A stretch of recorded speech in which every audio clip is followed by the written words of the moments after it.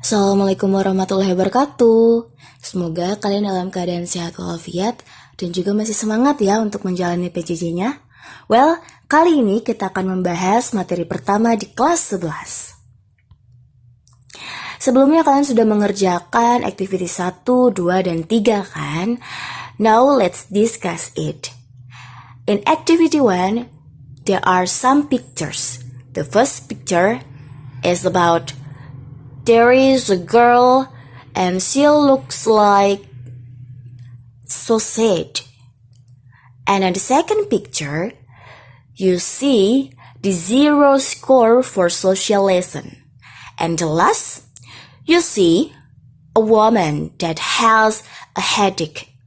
Jadi gambar pertama kalian lihat ada seorang perempuan yang kelihatannya lagi sedih, banyak masalah gitu ya. Lalu gambar kedua ada nilai 0 untuk mapel IPS. Dan yang terakhir, kalian melihat ada seorang perempuan yang kelihatannya lagi sakit kepala. Well, di activity 2 ada pertanyaan, what will you do if your friends or your family member experience this picture? Apa sih yang akan kalian lakukan jika teman kalian, keluarga kalian mengalami hal yang ada di gambar? And almost you answer, you will give an advice. And that is a good answer. Dan itu adalah jawaban yang paling benar. So, the first material in the 11th grade is we will discuss about advice. Advice dalam bahasa Indonesia adalah saran. So, di materi ini kalian akan mempelajari bagaimana sih cara memberikan saran, meminta saran, menawarkan saran, dan juga bagaimana meresponnya. Nah, di sini ada beberapa expression. Kita fokus kepada asking for advice or suggestion. Asking artinya meminta, advice atau suggestion artinya saran. Jadi di sini ada beberapa kalimat yang bisa digunakan untuk meminta saran. Yang pertama ada, do you have any idea about how I can? Apakah kamu punya ide? Bagaimana saya harus melakukan?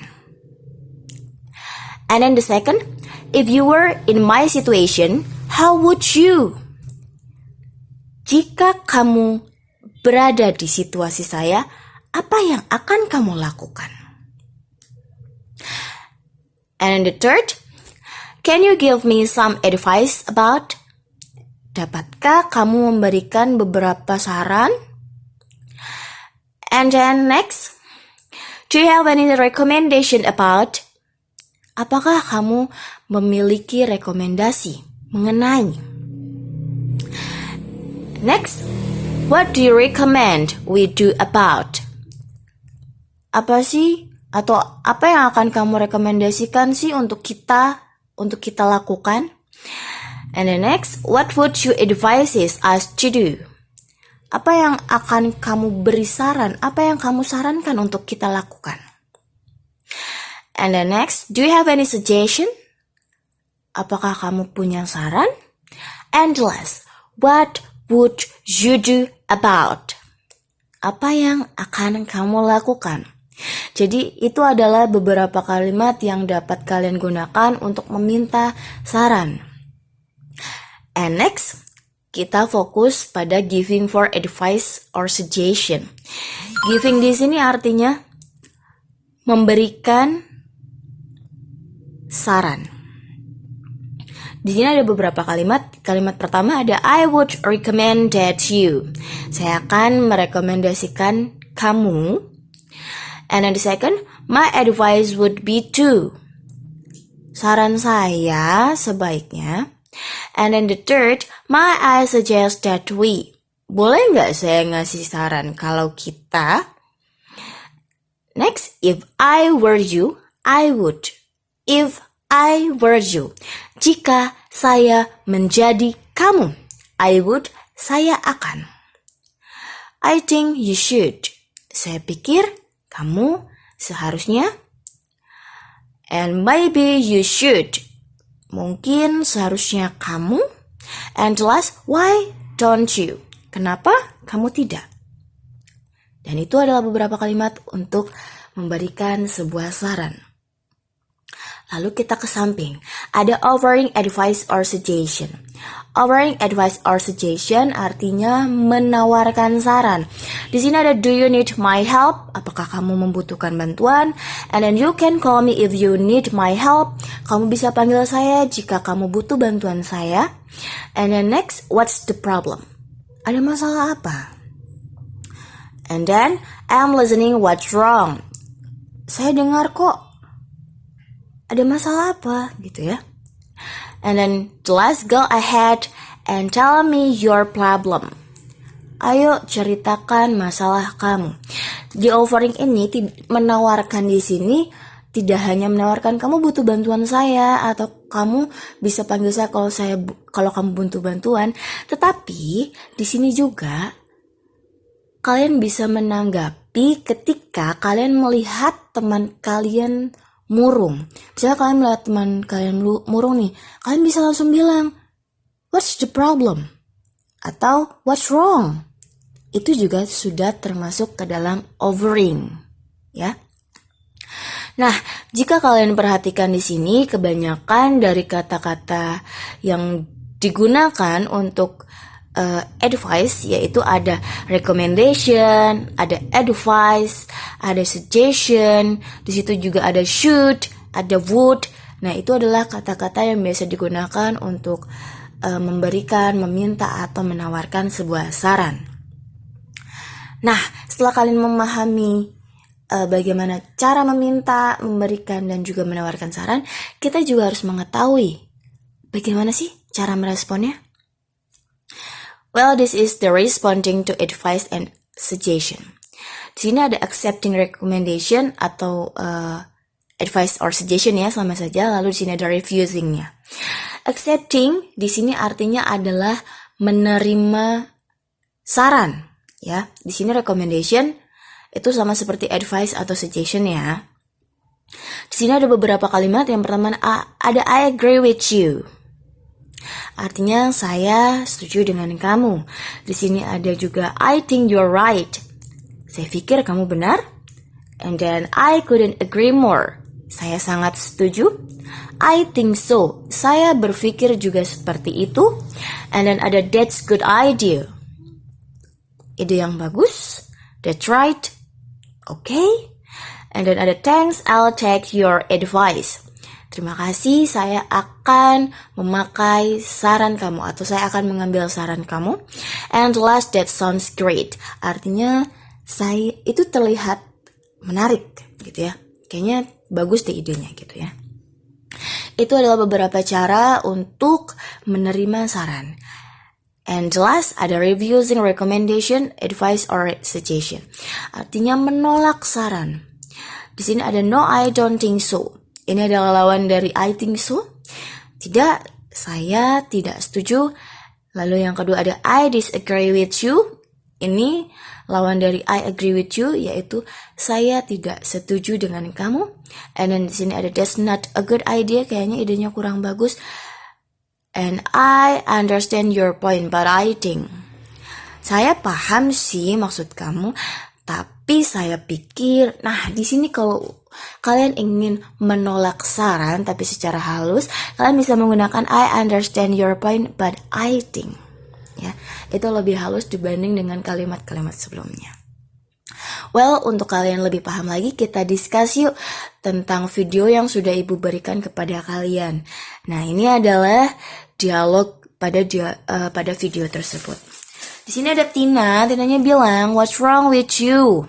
Lalu, "What's wrong with you?" ini artinya ada apa dengan kamu? Mungkin Tina kan sudah melihat kelihatannya Fanny lelah di situ ya. Lalu Fanny-nya bilang, "I'm tired and I have a headache." Saya lelah dan saya juga sakit kepala. Tinanya bilang, "Why is that?" Kenapa? Lalu Fania bilang, I've been studying 4 hours for this English exam. Saya udah belajar 4 jam untuk ulangan bahasa Inggris. Lalu Tinanya bilang, you should take a break. Kamu sebaiknya beristirahat. Lalu Fania bilang, do you think so? Oh, menurut kamu gitu? Tinanya bilang lagi nih, you should walk around, stretch your legs. Kayaknya kamu harus jalan-jalan kecil, lalu merenggangkan otot kaki kamu. Fania bilang, okay. Tinanya kemudian bilang lagi, great, raise your eyes, get a drink. Bagus, kamu harus istirahatin mata kamu lalu minum. Fania bilang, I feel better. Saya merasa lebih enakan.